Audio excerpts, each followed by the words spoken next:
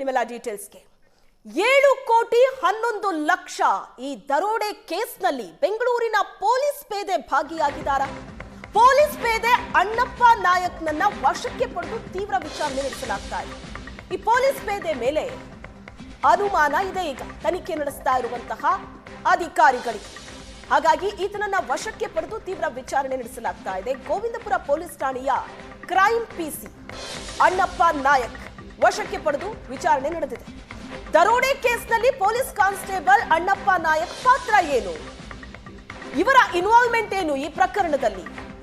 ಬೆಂಗಳೂರಿನ ಸಿದ್ದಾಪುರ ಪೊಲೀಸರಿಂದ ಪೇದೆ ಅಣ್ಣಪ್ಪ ನಾಯಕ್ನನ್ನ ವಶಕ್ಕೆ ಪಡೆಯಲಾಗಿದೆ.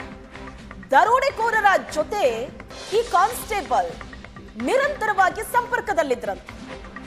ದರೋಡೆ ಗ್ಯಾಂಗಿನ ಜೊತೆ ಷಡ್ಯಂತ್ರದಲ್ಲಿ ಪೊಲೀಸ್ ಪೇದೆ ಅಣ್ಣಪ್ಪ ಕೂಡ ಭಾಗಿಯಾಗಿರೋ ಸಾಧ್ಯತೆ ಇದೆ. ಈ ಅನುಮಾನ ಪೊಲೀಸರಿಗಿದೆ. ದರೋಡೆಕೋರರಿಗೆ ಪ್ರತಿ ಹಂತದಲ್ಲೂ ಗೈಡ್ ಮಾಡಿದ್ದು ಇದೇ ಪೇದೆ ಅನ್ನೋ ಶಂಕೆ ಇದೆ ಪೊಲೀಸರಿಗೆ. ತನಿಖೆ ಮುಂದುವರೆದಂತೆ ಅಧಿಕೃತವಾಗಿ ಅಣ್ಣಪ್ಪ ನಾಯಕ್ ಬಂಧನ ಆಗೋ ಸಾಧ್ಯತೆ ಕೂಡ ಇದೆ. ಈ ಬಗ್ಗೆ ಹೆಚ್ಚಿನ ಡೀಟೇಲ್ಸ್ ಅನ್ನ ಕೊಡ್ತಾರೆ ನಮ್ಮ ಪ್ರತಿನಿಧಿ ಕಿರಣ್ ಸಂಪರ್ಕದಲ್ಲಿದ್ದಾರೆ. ಕಿರಣ್, ಈಗ ಪೊಲೀಸ್ ಪೇದೆ ಅಣ್ಣಪ್ಪ ನಾಯಕ್ ಇನ್ವಾಲ್ವ್ಮೆಂಟ್ ನ ಬಗ್ಗೆ ಕೂಡ ಪೊಲೀಸರಿಗೆ ಅನುಮಾನ ಇದೆ. ಯಾಕಂದ್ರೆ ಈತ ಈ ದರೋಡೆಕೋರರ ಜೊತೆ ನಿರಂತರವಾಗಿ ಸಂಪರ್ಕದಲ್ಲಿದ್ರು ಅಂತ. ಇದ್ರ ಬಗ್ಗೆ ಏನೆಲ್ಲ ಡೀಟೇಲ್ಸ್ ಸಿಗ್ತಾ ಇದೆ? ಯಾಕಂದ್ರೆ ಅಣ್ಣಪ್ಪ ನಾಯಕ್ನನ್ನ ಈಗ ವಿಚಾರಣೆ ಕೂಡ ನಡೆಸ್ತಾ ಇದ್ದಾರೆ. ಏನ್ ಇನ್ವಾಲ್ವ್ಮೆಂಟ್ ಅಂತೆ ಇದರಲ್ಲಿ? ಹಾಗಾದ್ರೆ ಬಂಧನ ಆಗುವಂತ ಸಾಧ್ಯತೆ ಕೂಡ ಇರುತ್ತೆ.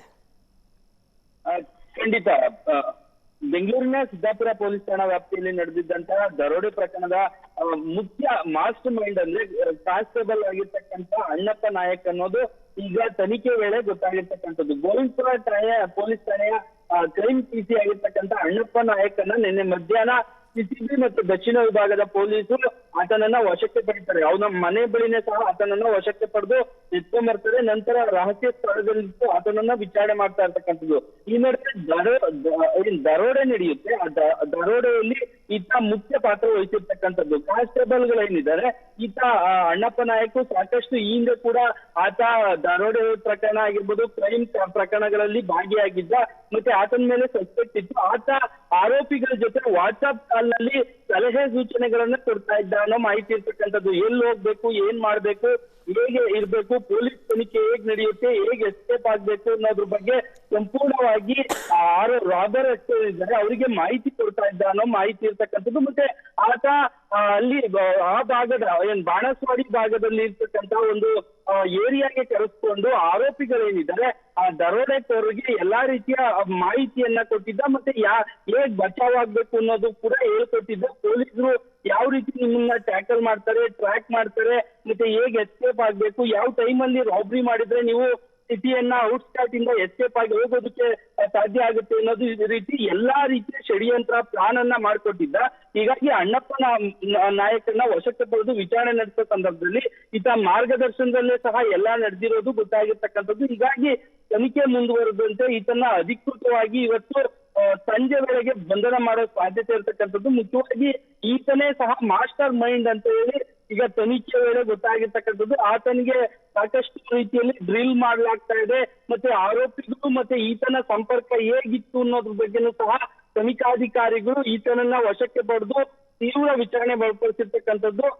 ಇವತ್ತು ಮಧ್ಯಾಹ್ನ ಸಂಜೆ ಒಳಗಡೆ ಆತನನ್ನ ಅಧಿಕೃತವಾಗಿ ಬಂಧಿಸಿ ಮಾಹಿತಿ ಕೊಡ್ತಾರೆ. ಮತ್ತೆ ಈತ ಏನಿದ್ದಾನೆ, ಈತ ಕ್ರೈಮ್ ಕಾನ್ಸ್ಟೇಬಲ್ ಆಗಿರೋದ್ರಿಂದ ಎಲ್ಲಾ ತಿಳ್ಕೊಂಡಿದ್ದ. ಯಾವ ರೀತಿ ಕ್ರೈಮ್ ನಡೆಯುತ್ತೆ, ಏನ್ ಮಾಡ್ತಾರೆ ಪೊಲೀಸು, ಯಾವ ರೀತಿ ತನಿಖೆ ಆಂಗಲ್ ಹೋಗುತ್ತೆ, ಎಲ್ಲೆಲ್ಲಿ ಸರ್ಚ್ ಮಾಡ್ತಾರೆ, ಸಿಸಿಟಿವಿಗಳು ಇಲ್ಲದ ಜಾಗದಲ್ಲಿ ರಾಬ್ರಿ ಮಾಡಿದ್ರೆ ಅವಾಗ ಗೊತ್ತಾಗೋದಿಲ್ಲ. ನಮ್ಮ ಮೂವ್ಮೆಂಟ್ ಏನಿರುತ್ತೆ, ನಾವು ಮೂವ್ಮೆಂಟ್ ಆದ ಕೃತ್ಯ ನಡೆದು ನಾವು ಹೋಗ್ಬೇಕಾದ್ರೆ ಔಟ್ಸ್ಕರ್ಟ್ಸ್ ಅನ್ನ ರೀಚ್ ಆಗ್ಬೇಕಾದ್ರೆ ಮಧ್ಯಾಹ್ನ ಕೃತ್ಯ ಎಷ್ಟಿದ್ರೆ ನಾವು ಹೊರಗಡೆ ಸಲೀಸಾಗಿ ಸಿಟಿಯಿಂದ ಔಟ್ಸ್ಕರ್ಟ್ಗೆ ಹೋಗ್ಬಿಟ್ರೆ ನಾವು ಆರಾಮಾಗಿ ಬಚಾವ್ ಆಗ್ಬೋದು ಅಂತ ಹೇಳಿ ಎಲ್ಲಾ ರೀತಿಯ ಪ್ಲಾನ್ ಅನ್ನ ಮಾಡಿ ಆರೋಪಿಗಳಿಗೆ ಹೇಳ್ಕೊಟ್ಟಿದ್ದ ಅನ್ನೋ ಮಾಹಿತಿ ಇರ್ತಕ್ಕಂಥದ್ದು. ಹೀಗಾಗಿ ಈತನೇ ಸಹ ಮಾಸ್ಟರ್ ಮೈಂಡ್ ಅಂತ ಹೇಳಿ ತನಿಖಾಧಿಕಾರಿಗಳು ದಕ್ಷಿಣ ವಿಭಾಗದ ಪೊಲೀಸರು ಹೇಳ್ತಾ ಇರ್ತಕ್ಕಂಥದ್ದು. ಇನ್ನು ಕೆಲವೇ ಗಂಟೆಗಳಲ್ಲಿ ಈತನ ಅಧಿಕೃತ ಬಂಧನ ಸಾಧ್ಯತೆ ಇದೆ. ಓಕೆ, ಇಂಥ ಪ್ರಕರಣಗಳಲ್ಲಿ ಪೊಲೀಸರು ಯಾವ ರೀತಿ ಟ್ರೇಸ್ ಮಾಡ್ತಾರೆ, ಯಾವ್ಯಾವ ಅಂಶಗಳಿಂದ ಬಚಾವಾಗಿರಬೇಕು ಅನ್ನೋದ್ರ ಬಗ್ಗೆ ಹಾಗಾದ್ರೆ ಈ ದರೋಡೆಕೋರರಿಗೆ ಫೀಡ್ ಮಾಡಿದ್ದು ಈ ಪೊಲೀಸ್ ಕಾನ್ಸ್ಟೇಬಲ್ ಆಗಿರ್ತಾರೆ. ಯಾಕಂದ್ರೆ ಡಿಪಾರ್ಟ್ಮೆಂಟ್ ಅಲ್ಲೇ ಕೆಲಸ ಮಾಡೋದ್ರಿಂದ ಇಂಥ ಪ್ರಕರಣದಲ್ಲಿ ತನಿಖೆ ಹೇಗೆ ನಡೆಯುತ್ತೆ ಅನ್ನೋದು ಆತನಿಗೆ ಬಹಳ ಚೆನ್ನಾಗಿ ಗೊತ್ತಿರುತ್ತೆ. ಹಾಗಾಗಿ ಈತನೇ ಈ ದರೋಡೆಕೋರರನ್ನ ಚೆನ್ನಾಗಿ ಟ್ರೈನ್ ಮಾಡಿರ್ತಾನೆ, ಅವರಿಗೆ ಇನ್ಫಾರ್ಮೇಶನ್ ಕೊಟ್ಟಿರ್ತಾನೆ. ಸೊ ಆ ಕಾರಣಕ್ಕಾಗಿ ಈ ಒಂದು ದರೋಡೆ ಪ್ರಕರಣ ಏನಿದೆ ಸುಲಲಿತವಾಗಿ ಅವ್ರು ರಾಜ್ಯ ಬಿಟ್ಟು ಹೋಗೋದಕ್ಕೂ ಕೂಡ ಸಾಧ್ಯ ಆಯ್ತು ಅಂತ ಅನ್ಸುತ್ತೆ. ಸೊ ಈ ದರೋಡೆಕೋರರ ಬಗ್ಗೆ ಈತ ಏನಾದ್ರೂ ಬಾಯ್ ಬಿಟ್ಟಿರ್ಬೋದಾ? ಖಂಡಿತ. ಈತ ಯಾರನ್ನೆಲ್ಲ ಸಂಪರ್ಕ ಮಾಡ್ತಾ ಇದ್ದ, ಈತನ ಮೊಬೈಲ್ ಟ್ರ್ಯಾಕ್ ಮಾಡಿದ್ದಾರೆ, ಮೊಬೈಲ್ ಟವರ್ ಡಂಪ್ ತಗೊಂಡಿದ್ದಾರೆ, ಈತನ ಸಂಪೂರ್ಣ ಹಿಸ್ಟ್ರಿ ಎಲ್ಲೆಲ್ಲಿ ಲೊಕೇಶನ್ ಇದೆ, ಈತ ಓಡಾಡಿದ್ದ ಅನ್ನೋದ್ರ ಬಗ್ಗೆನೂ ಸಹ ಮಾಹಿತಿ ಕಲೆ ಹಾಕಿದ್ದಾರೆ. ನಿನ್ನೆ ಮಧ್ಯಾಹ್ನದಿಂದ ಈತನ ಫೋನು ನಾಟ್ ರೀಚಬಲ್ ಬರುತ್ತೆ. ಹೀಗಾಗಿ ಎಲ್ಲಾ ಪೊಲೀಸರು ಸಹ ಹುಡುಕಾಟ ನಡೆಸ್ತಾ ಇರ್ತಾರೆ. ಈಸ್ಟ್ ವಿಭಾಗದ ಪೊಲೀಸರು, ಗೋವಿಂದಪುರ ಪೊಲೀಸರಿಗೆ ಈತ ನೈಟ್ ಶಿಫ್ಟಿಗೆ ಬರ್ಬೇಕಿರುತ್ತೆ 8:30, ಅಲ್ಲಿಗೂ ಸಹ ಬಂದಿಲ್ಲ. ಯಾವಾಗ ಈತ ಫೋನ್ ಸ್ವಿಚ್ ಆಫ್ ಬರ್ತಾ ಇದೆ, ನಾಟ್ ರೀಚಬಲ್ ಬರ್ತಾ ಇದೆ ಅಂತ ಗೊತ್ತಾಗುತ್ತೆ, ಈಸ್ಟ್ ವಿಭಾಗದ ಪೊಲೀಸರು ಈತನ ಮಾಹಿತಿ ಕಲೆ ಹಾಕೋದಕ್ಕೆ ನೋಡ್ತಾರೆ. ಆ ಸಂದರ್ಭದಲ್ಲಿ ಸಿಸಿಬಿ ಪೊಲೀಸರು ಮತ್ತೆ ದಕ್ಷಿಣ ವಿಭಾಗ ಪೊಲೀಸರು ಈತನನ್ನ ಕರ್ಕೊಂಡು ಹೋಗಿದ್ದಾರೆ ಅಂತ ಗೊತ್ತಾಗುತ್ತೆ. ನಂತರ ಈತನ ಎನ್ಕ್ವೈರಿ ಮಾಡಿದಾಗ, ಈತನ ಮೊಬೈಲ್ ಅನ್ನ ಪರಿಶೀಲನೆ ಮಾಡಿದಾಗ ಈತನ ವಾಟ್ಸ್ಆಪ್ ಕಾಲ್ಗಳು ಸಹ ಆರೋಪಿಗಳಿಗೆ, ರಾಬರ್ಸ್ ಗಳಿಗೆ ಹೋಗಿರೋದು ಗೊತ್ತಾಗಿರ್ತಕ್ಕಂಥದ್ದು. ಕೇವಲ ನಾರ್ಮಲ್ ಕಾಲ್ ಮಾಡ್ತಾ ಇರಲಿಲ್ಲ, ಎಲ್ಲ ಫಸ್ಟ್ ಕಿರಣ್ ಪೊಲೀಸರಿಗೆ ಅನುಮಾನ ಬಂದಿದ್ದ ಹೇಗೆ? ತಮ್ಮದೇ ಡಿಪಾರ್ಟ್ಮೆಂಟಿನ ಒಬ್ಬ ಕಾನ್ಸ್ಟೇಬಲ್ ನ ಇನ್ವಾಲ್ವ್ಮೆಂಟ್ ಇದೆ ಅಂತ ಡೌಟ್ ಬಂದಿದ್ದ ಹೇಗೆ? ಈತ ಯಾವಾಗ ಕೆಲವು ಆರೋಪಿಗಳು ಸಿಗ್ತಾರೆ ಮತ್ತೆ ಟವರ್ ಡಂಪ್ ಅನ್ನ ತೆಗೆದುಕೊಂತಾರೆ, ಕೆಲವು ಮಾತುಕತೆ ಆಗಿರ್ತಕ್ಕಂಥದ್ದು ಕೆಲವು ಲಿಂಕ್ ಸಿಗುತ್ತೆ. ಅಂದ್ರೆ ಆ ರಾಬರ್ಸ್ಗೆ ಮತ್ತೆ ಅವರ ಜಾಡು ಹಿಡಿದ ಪೊಲೀಸ್ ಏನಿದ್ದಾರೆ ಎಲ್ಲಾ ಕಡೆ ಚೆಕ್ ಮಾಡ್ತಾ ಇರ್ತಾರೆ. ಮತ್ತೆ ಅಧಿಕೃತವಾಗಿ ಒಂದು ಸಿಸಿಟಿವಿ ಈಗ ಪೊಲೀಸರಿಗೆ ಸಿಕ್ಕಿರ್ತಕ್ಕಂಥದ್ದು. ಆ ಬಾಣಸ್ವಾಡಿ ಭಾಗದಲ್ಲಿ ರಾಬರ್ಸ್ ಅನ್ನ ಕರೆಸಿ ಈತ ಮಾತಾಡಿರ್ತಕ್ಕಂಥ ಒಂದು ಸಿಸಿಟಿವಿ ಕೂಡ ಲಭ್ಯ ಆಗುತ್ತೆ. ಆ ರಾಬ್ರಿ ಮಾಡಿ ಇನೋವಾ ಕಾರ್ ನಲ್ಲಿ ಹೋದಂತಹ ಅಕ್ಯೂಸ್ಗಳು ಛಾಯಾಚಿತ್ರ ಏನ್ ಸಿಗುತ್ತೆ, ಈ ಹಿಂದೆ ಕೂಡ ಅವ್ರು ಅರೆಸ್ಟ್ ಆಗಿದ್ರು. ಅವರೇ ಸಹ ಈ ಅಣ್ಣಪ್ಪ ನಾಯಕ್ ಜೊತೆ ಇರ್ತಕ್ಕಂಥ ಒಂದು ಸಿಸಿಟಿವಿ ಫುಟೇಜ್ ಸಿಗುತ್ತೆ. ಅವಾಗ ಅಧಿಕೃತವಾಗಿ ಈತ ಇನ್ವಾಲ್ವ್ಮೆಂಟ್ ಇದಾನೆ ಅನ್ನೋದು ಗೊತ್ತಾಗುತ್ತೆ. ಕೂಡಲೇ ಆತನ ಬಗ್ಗೆ ಮಾಹಿತಿಯನ್ನ ಕಲೆ ಹಾಕಿ ಆತನನ್ನ ನಿನ್ನೆ ಮಧ್ಯಾಹ್ನನೇ ಸಹ ವಶಕ್ಕೆ ಪಡೆದು ಕರ್ಕೊಂಡ್ಬಂದು ರಹಸ್ಯ ಸ್ಥಳದಲ್ಲಿತ್ತು ಆತನನ್ನ ವಿಚಾರಣೆ ಮಾಡ್ತಾ ಇರ್ತಕ್ಕಂಥದ್ದು. ಇಲ್ಲಿ ರಾಬರ್ಟ್ ಜೊತೆ ಎಲ್ಲ ಪ್ರತಿ ಮೂವ್ಮೆಂಟ್ ಹೇಗಿರ್ಬೇಕು, ಹೇಗ್ ಮಾಡ್ಬೇಕು, ರಿಕ್ಕಿ ಎಲ್ಲಿ ಮಾಡ್ಬೇಕು, ರಿಕ್ಕಿ ಒಂದು ವಾರದ ಹಿಂದೆನೂ ಸಹ ಇವರು ರಿಕ್ಕಿ ಮಾಡಿದ್ರು. ಆ ಸಿಸಿಟಿವಿಗಳು ಕೂಡ ಲಭ್ಯ ಆಗಿತ್ತು. ಇದನ್ನ ಹೋಗಿ ಮೀಟ್ ಮಾಡಿದ ಜಾಗದ ಬಗ್ಗೆನೂ ಸಹ ಎಲ್ಲಾ ಮಾಹಿತಿಯನ್ನ ತೆಗೆದುಕೊಂಡು ಈಗ ಪೊಲೀಸರು ತನಿಖೆ ಕೈಗೊಂಡಿರ್ತಕ್ಕಂಥದ್ದು. ಅಣ್ಣಪ್ಪ ನಾಯಕ್ ಒಂಥರ ದೆಹಲಿಗೆ ಹೊಲ ಮೇಯ್ದಂತೆ ಆಗಿರ್ತಕ್ಕಂಥದ್ದು. ಒಂದು ಕ್ರೈಮ್ ಕಂಟ್ರೋಲ್ ಮಾಡ್ಬೇಕಿತ್ತು, ಒಂದು ಅಪರಾಧ ತಡೆ ಮಾಡ್ಬೇಕಿತ್ತು, ಒಬ್ಬ ಪೊಲೀಸ್ ಆಗಿ ಒಬ್ಬ ಮಾಡಲ್ ಆಗಿರ್ಬೇಕಿದ್ದಂತ ಕಾನ್ಸ್ಟೇಬಲ್ ಇವರೇ ಸಹ ಅಪರಾಧ ಕೃತ್ಯಕ್ಕೆ ಸಪೋರ್ಟ್ ಮಾಡಿ ಬೆಂಬಲ ಕೊಟ್ಟು ಷಡ್ಯಂತ್ರ ರೂಪಿಸಿ ಪ್ಲಾನ್ ಮಾಡಿ ಈ ಕೃತ್ಯ ಎಸಗೋದಕ್ಕೆ ಸುಮಾರು 7,11,00,000 ಈ ಇಡೀ ಬೆಂಗಳೂರು ಇತಿಹಾಸದಲ್ಲೇ ಸಹ ಇಂಥ ದರೋಡೆ ರಾಬ್ರಿ ಪ್ರಕರಣ ನಡೆದಿರಲಿಲ್ಲ. ಇತಿಹಾಸದಲ್ಲಿ ಈ ರೀತಿ ದೊಡ್ಡ ಪ್ರಕರಣ ನಡೆಯೋದಕ್ಕೆ ಇಂಥ ಕಾನ್ಸ್ಟೇಬಲ್ ಕಾರಣ ಆಗಿದ್ದಾನೆ ಅನ್ನೋದು ಈಗ ಗೊತ್ತಾಗ್ತಾ ಇರ್ತಕ್ಕಂಥದ್ದು. Shweta, yes sir, thank you Kiran. 7,11,00,000 ದರೋಡೆ ಕೇಸ್ನಲ್ಲಿ ಕಾನ್ಸ್ಟೇಬಲ್ ಭಾಗಿ ಬಹುತೇಕ ಖಚಿತ.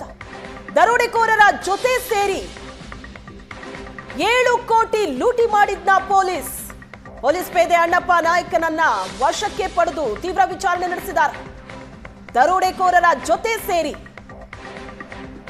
7 ಕೋಟಿ ಹಣವನ್ನ ಲೂಟಿ ಮಾಡಿದ್ರ ಪೊಲೀಸ್ ಕಾನ್ಸ್ಟೇಬಲ್. ಬೆಂಗಳೂರು ದಕ್ಷಿಣ ವಿಭಾಗದ ಪೊಲೀಸರು ಅಣ್ಣಪ್ಪ ನಾಯಕ್ ವಿಚಾರಣೆ ನಡೆಸಿದ್ದಾರೆ. ಹಿಂದೆ ಕುಂಬಳಗೋಡು ವ್ಯಾಪ್ತಿಯಲ್ಲಿ ದರೋಡೆ ಕೇಸ್ನಲ್ಲಿ ಇದೇ ಪೇದೆ ಭಾಗಿಯಾಗಿದ್ರ, ಆ ಬಗ್ಗೆಯೂ ಕೂಡ ಮಾಹಿತಿ ತೆಗಿತಾ ಇದ್ದಾರೆ. ಬಾಣಸ್ವಾಡಿಯ ಕಲ್ಯಾಣ ನಗರದ ಸ್ವಿಫ್ಟ್ ಕಾರು ನಂಬರ್ ಅನ್ನ ಬಳಸಿ ದರೋಡೆ ಮಾಡಿರೋದು. 7 ಕೋಟಿ 11,00,000 ದರೋಡೆ ಪ್ರಕರಣ ಬೆಂಗಳೂರಿನಲ್ಲಿ ನಡೆದಂತ ಅತಿ ದೊಡ್ಡ ದರೋಡೆ. ಈ ಪ್ರಕರಣದಲ್ಲಿ ಪೊಲೀಸ್ ಪೇದೆ ಅಣ್ಣಪ್ಪ ನಾಯಕ್ ವಶಕ್ಕೆ ಪಡೆದು ತೀವ್ರ ವಿಚಾರಣೆ ನಡೆಸಲಾಗ್ತಾ ಇದೆ.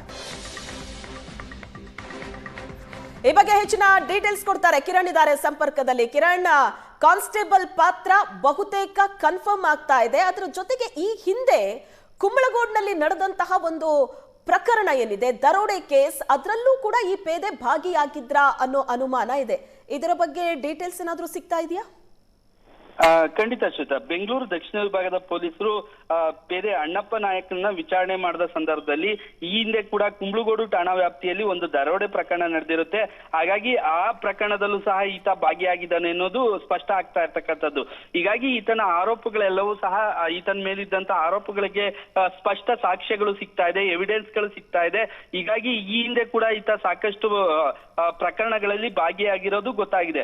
ಬಾಣಸ್ವಾಡಿಯ ಕಲ್ಯಾಣ ನಗರದ ಸ್ವಿಫ್ಟ್ ಕಾರ್ ನಂಬರ್ ಅನ್ನ ಬಳಸಿ ಕೂಡ ಈತ ದರೋಡೆ ಮಾಡಿದ್ದ.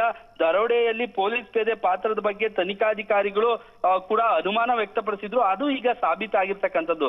ಈತ ಕ್ರೈಮ್ ಹಿಸ್ಟ್ರಿಯನ್ನ ನೋಡೋದಾದ್ರೆ ಇಲ್ಲ ಗೋವಿಂದಪುರದಲ್ಲೇ ಇಟ್ಕೊಂಡು ಸಹ ಇಲ್ಲೂ ಸಹ ಸಾಕಷ್ಟು ಆರೋಪಗಳು ಈತನ ಮೇಲೆ ಇತ್ತು ಅನ್ನೋದು ಗೊತ್ತಾಗ್ತಾ ಇರ್ತಕ್ಕಂಥದ್ದು. ಅಲ್ಲಿ ಕೂಡ ಕೆಲವು ಕ್ರೈಮ್ಗಳಲ್ಲಿ ಈತ ಇನ್ವಾಲ್ವ್ಮೆಂಟ್ ಇದ್ದ ಅನ್ನೋದು ಗೊತ್ತಾಗ್ತಾ ಇದೆ. ದರೋಡೆ ಪ್ರಕರಣದಲ್ಲಿ ಗೋವಿಂದಪುರ ಕಾನ್ಸ್ಟೇಬಲ್ ಆಗಿರ್ತಕ್ಕಂಥ ಅಣ್ಣಪ್ಪ ನಾಯಕ್ ಸಾಕಷ್ಟು ಈತನ ಹಿಸ್ಟ್ರಿಯನ್ನ ನೋಡೋದಾದ್ರೆ ಕೆಲವು ಕಡೆ ರಾಬ್ರಿ ಮಾಡಿಸಿದಾನೆ ಅನ್ನೋ ಮಾಹಿತಿ ಇರ್ತಕ್ಕಂಥದ್ದು, ಕೆಲವು ಕಡೆ ದರೋಡೆ ಮಾಡಿಸಿದಾನೆ, ಕೆಲವು ಕಡೆ ಈತನೇ ಸಹ ಬಿಟ್ಟು ಕೆಲವು ಮೊಬೈಲ್ ಸ್ನ್ಯಾಚಿಂಗ್ ಮಾಡಿಸ್ತಾ ಇದ್ದ ಅನ್ನೋ ಮಾಹಿತಿ ಇರ್ತಕ್ಕಂಥದ್ದು. ಮತ್ತೆ ಹಣ ತೆಗೆದುಕೊಂಡು ಹೋಗೋರ್ ಬಗ್ಗೆ ಫಾಲೋ ಮಾಡಿ ಈತ ಕೆಲವು ಮಾಹಿತಿ ಕೊಟ್ಟು ರಾಬ್ರಿ ಮಾಡಿಸಿರೋ ಬಗ್ಗೆನೂ ಸಹ ಮಾಹಿತಿ ಇದೆ. ಈತ ಸಾಕಷ್ಟು ಇನ್ವಾಲ್ವ್ಮೆಂಟ್ ಗೊತ್ತಾಗ್ತಾ ಇರ್ತಕ್ಕಂಥದ್ದು. ಈಗ ಅಧಿಕೃತವಾಗಿ ಕುಂಬ್ಳಗೋಡ್ನಲ್ಲಿ ಒಂದು ರಾಬ್ರಿ ಮಾಡಿಸಿರೋದು ತನಿಖೆ ವೇಳೆ ಗೊತ್ತಾಗಿರ್ತಕ್ಕಂಥದ್ದು. Yes, thank you Kiran.